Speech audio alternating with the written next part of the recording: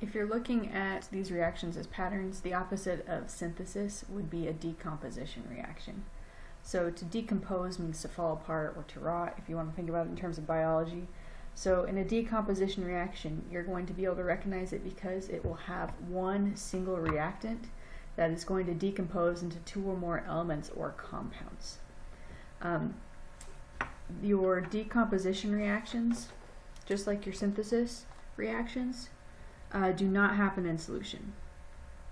Not in solution. So when we're talking about phases, when we are assigning phases to things, these are the phases you should be able to expect to use. If it's an ionic compound, again, we're not in solution, so we're not dissolving everything in water and we're doing a decomposition reaction. So any ionic compound is going to be solid.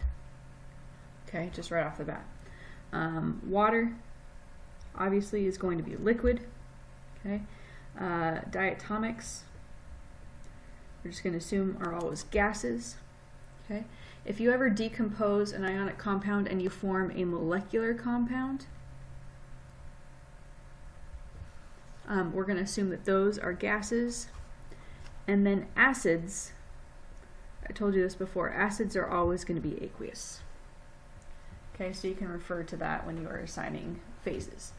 So again, decomposition, one thing decomposes into two or more things. There are two main types of decomposition. There's binary and ternary. So remember, if you have a binary reactant, that means that it only has two elements. Okay, only has two elements, and the only thing that you can do is cut that thing basically in half, and it's going to fall apart and form two products that are just those elements. And really the only thing you have to worry about is, do you have any diatomics to take into consideration? So easy example would be something like H2O. Okay, so water, of course, is a liquid. All right, this is a binary reactant, not because it has two atoms, it has three atoms, but it has two types of atoms. It has hydrogen and it has oxygen.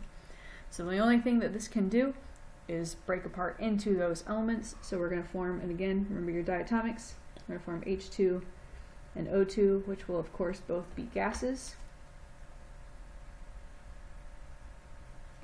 And the only thing left to do here is balance this reaction. And that's it. Binary decomposition is very, very simple. You just basically cut it in half. Where it gets more interesting is when we have ternary reactants. And a ternary reactant is made of three or more elements, or types of elements. You need to follow patterns of decomposition that you identify based on the anion. So remember, the anion is in a binary reactant is usually your nonmetal. In ternary compounds is going to be a polyatomic ion. So here we have four different patterns that we're going to learn how to decompose, and the first thing you need to do is identify a compound based on its anion. So which category does it fit into? Is it a compound that contains a carbonate, for example, or a hydroxide, or a chlorate, or is it an acid? Is it a ternary acid? That's what this means. Oxyacid is basically a ternary acid. So not something like HCl, which would be a binary acid, something like H2SO4. Side note on the metal chlorate, by the way, this means the whole chlorate family. So that could be ClO4 1-, which is hyperchlorate, ClO3 1-, which is just chlorate, ClO2 1-, chlorite, and ClO 1-, which is hypochlorite. So anything that contains one of those ions will follow this pattern. So once you've identified the reactant based on its anion, based on the polyatomic ion that it contains, then you can decide which pattern it's going to follow. So if you find an example that has a metal carbonate, that is a metal carbonate, an example of that would just be something like CaCO3. So metal is the generic word here. So this cation could be anything metallic. Okay, in this case it just happens to be calcium. The reason that this particular compound is going to follow this pattern of decomposition is because it has this carbonate anion. So our pattern says if we have a metal carbonate, in other words just a compound that contains a carbonate polyatomic ion anion, it will decompose and form a metal oxide and carbon dioxide. Okay? So half of that is really easy. Carbon dioxide is always the same. CO2. Alright, we know that that's going to be a gas. Alright, calcium carbonate is one of our ionic compounds, so it's going to be a solid. Our job is basically to figure out what the heck this metal oxide is. Okay? So oxide is always O2 minus. Alright, and your metal comes from the original metal in the compound. So in this case, we're dealing with calcium metal. Alright, and that ion is Ca2+. And all I need to do is just make a compound out of those two ions. So this would just be CaO based on charges. That's another ionic compound. So that would be a solid. And this just happens to already be balanced. Okay, so anytime you have a metal carbonate, you're going to make carbon dioxide, and your job is to figure out what that metal oxide will be.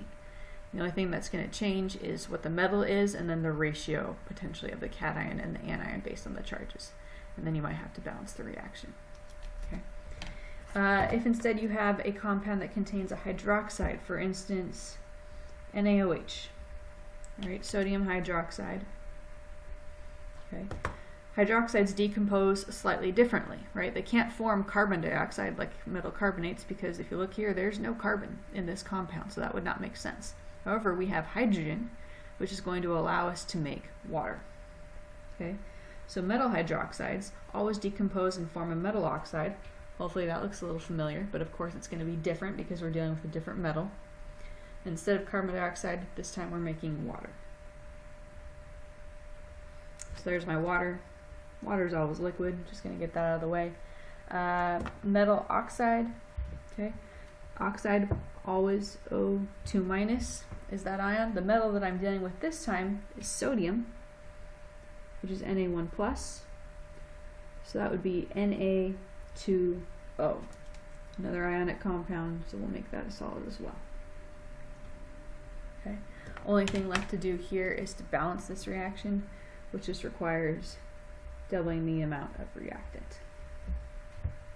Okay, so two different compounds that decompose differently based on their polyatomic anion.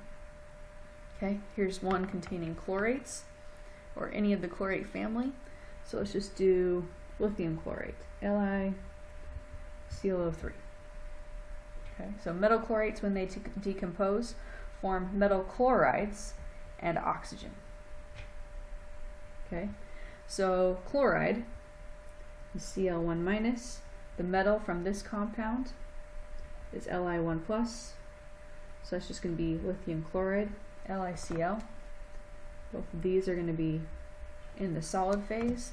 And our other product is diatomic oxygen, which is a gas. Okay. To balance that, my oxygen's all out of whack, so I'm going to double my amount of reactant, which will give me 6 oxygen atoms here on the left. So I'm going to triple the amount of molecular oxygen that I produce, and then double the ionic salt. And that's it. Okay. Last one is actually the easiest. If you have a ternary acid like sulfuric acid or phosphoric acid, anything like that, let's just do sulfuric acid, H2SO4. When these decompose, remember this is going to be aqueous. Acids are always aqueous. They form nonmetal oxides and water. Now a nonmetal oxide is going to be a molecular compound. So we cannot determine molecular compounds based on charges. The trick with this pattern is knowing that the other product that is formed is water. So H2O, which is going to be in the liquid phase. And all you need to do is subtract H2O from your original acid formula. So I'm going to subtract out 2 hydrogens and 1 of these oxygens, which is going to leave me with a sulfur and 3 oxygens. So O3. Sulfur trioxide, molecular compound. And I'm just going to assume that that's a gas. Okay, so in review, two different kinds of decomposition reactions. There's binary, which is where you take a 2-element compound, split it into its respective elements and balance. Ternary is a little bit more complicated. You have to identify which kind of compound you're dealing with based on the anion. Once you've found that anion, you decompose it following the pattern that has been identified here.